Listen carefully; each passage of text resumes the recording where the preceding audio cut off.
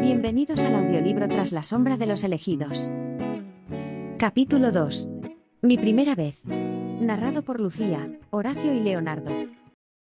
Mi primer noviete del instituto era muy delgado, más bien paliducho, con amplia sonrisa de labios carnosos como a mí me gustan, muy tímido con las mujeres. Trataba igual a sus amigos que a sus amigas, como si no hubiera distinción de género, un rara avis. Hacía ya más de 6 meses que salíamos y nos quedábamos enganchados, boca con boca, durante no minutos sino horas.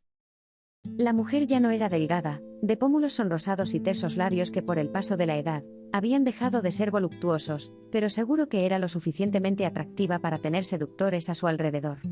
Hacía ya algunos años que había montado su propio gabinete de asesoría, y andaba buscando jóvenes asesores que la acompañasen en su vida profesional.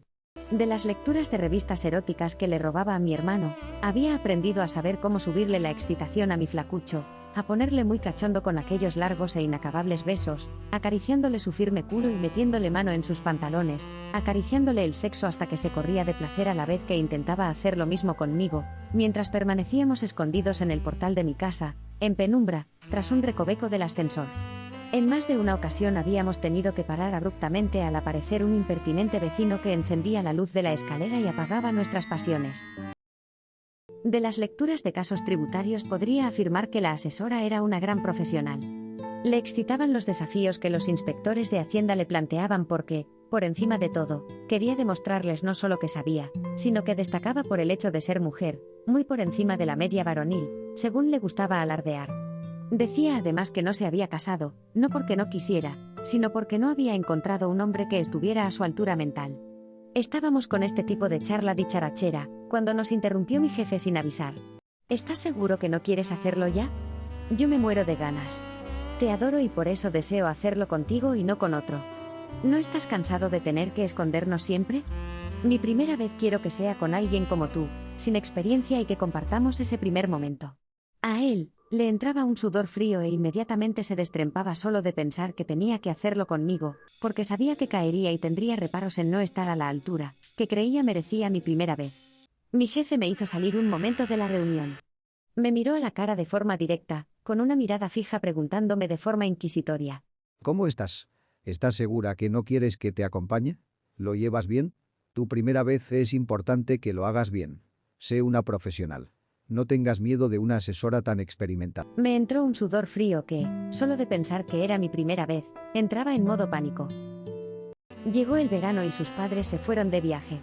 Los míos no, porque mi abuelo, que vivía con nosotros, había enfermado y no podían dejarlo al cuidado de una adolescente que solo se preocupaba por sí misma. Así que era mi oportunidad.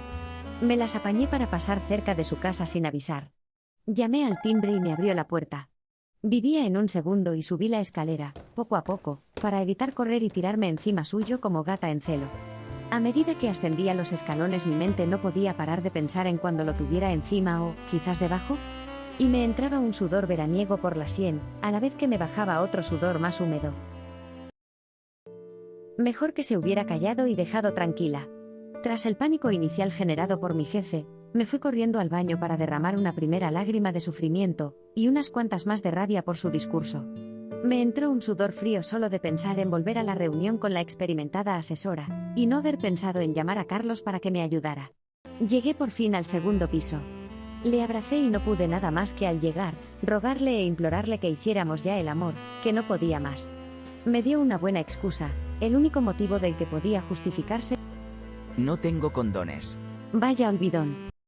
Le pedí disculpas por la interrupción de mi jefe, y bajé los ojos cual corderita antes de ser degollada.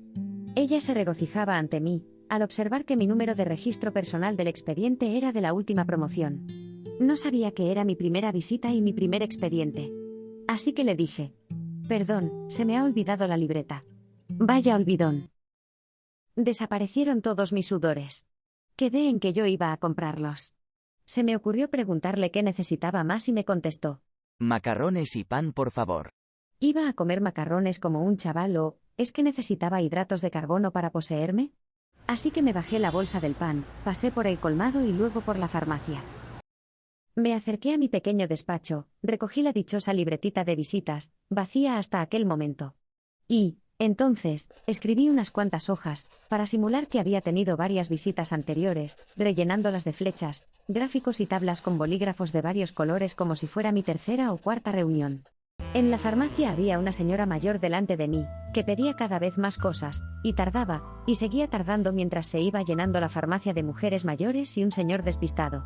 Yo pidiendo mi cajita mágica en voz bajita como avergonzada, y el señor farmacéutico preguntándome a grito pelado si la quería de 6 o de 12. Tierra trágame. Todas las señoras mirándome de arriba a abajo tal como si fuera una mujer de mal vivir que, incluso al señor despistado, se le pasó el despiste al quitarse las gafas y fijarse en mi escote. Salí corriendo pensando en que tenía suerte de no estar en mi propio barrio y así nadie me reconocería. Mi mesa estaba impoluta. Se notaba que tenía poco trabajo o, más bien, que era demasiado novata para tener carpetas de expedientes o listados de información.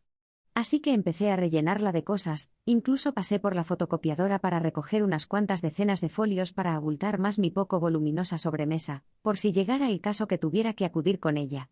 Marqué el teléfono de la delegación donde trabajaba Carlos, como última llamada de desesperación antes de acudir al degüelle. Tras pasar por la farmacia y el colmado, decidí entrar en la cabina de teléfonos de la esquina y llamar a Susana, para consultarle cómo rebajar mi tensión sexual, y para evitar que se me corriera antes de tiempo. No la encontré. Había tenido su primera relación hacía pocas semanas y ahora quería conocer más detalles, en el momento que me enfrentaba al día D y a la hora H. Mi ascenso al segundo piso fue esta vez de ritmo trepidante, y con más sudores de los acostumbrados por subir los escalones de 2 en 2. Así que primero comimos los macarrones con tomate y después empezamos con el verdadero tomate. Tuve que contenerme y me besó, le besé, nos besamos poco a poco, le frené un poco para que no se me acelerara demasiado. Hasta tuve que ponerle yo el condón porque el pobre estaba hecho un manojo de nervios. Fue como estar en un concierto de heavy metal. Por aquí, por allá y no sabes cómo va a acabar. Pero lo hicimos, sí, lo conseguimos. Recordé de mis lecturas del Kama Sutra que habían posturas que reducían la posibilidad de acabar demasiado pronto, pero con tantas páginas de posturitas, en ese momento no estaba yo para recordar nada. Así que solo se me ocurrió sentarme encima de él. Cara a cara y fue placentero. Él pensó que nos corrimos al unísono, pero no. No estuvo mal para ser la primera vez, pero eso no era lo más importante, ya habría otras ocasiones. Por fin ya no era virgen. Así de emocionante fue mi primera vez. Nuestra primera vez. Siempre la recordaré e imagino que él también. A partir de entonces ya llevaba en el bolso las cajas de A12, porque no habían más grandes, y las consumíamos en su casa o en el portal de la mía. De vuelta al matadero.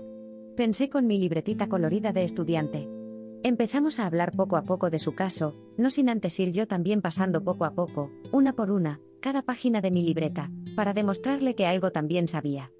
Fue como una estudiante de primaria ante su profesora, donde una tiene todas las preguntas, y la otra ya sabe todas las respuestas, incluso antes de saber las preguntas. Era como escuchar un concierto de música clásica donde sonaban todos los ritmos acompasados y eso me tranquilizó. Pero era tan experimentada y sabía tanto, que pensé que si me gustaran las mujeres, no podría haber dejado de pedirle que me hiciera el amor, porque seguro que hubiera hurgado en todos mis recónditos lugares de placer con su estremecedora sinfonía. El concierto siguió y siguió, y como violinista aprendiz me maravillaba de todo lo que me decía. Ella estaba en su salsa, orgullosa y se le subían los colores de sus pálidas mejillas con ese subidón de ego de saber que se va a comer a su corderita violinista. Pero resultó que no me degolló. Estaba tan embriagada de su propio autobombo, que se equivocó. Me entregó el documento erróneo, el que mostraba gastos deducibles que no lo eran de su representado. Ahí llegó la partitura que me hacía falta para cerrar un concierto brillante de mi primer expediente.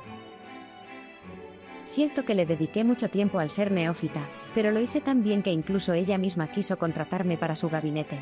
Mujer experimentada, de tan buen corazón que al equivocarse decidió pagar ella misma la multa del expediente. Se deshizo en elogios ante mí cuando aceptó la firma de mi primer y exitoso expediente. Ya no era virgen.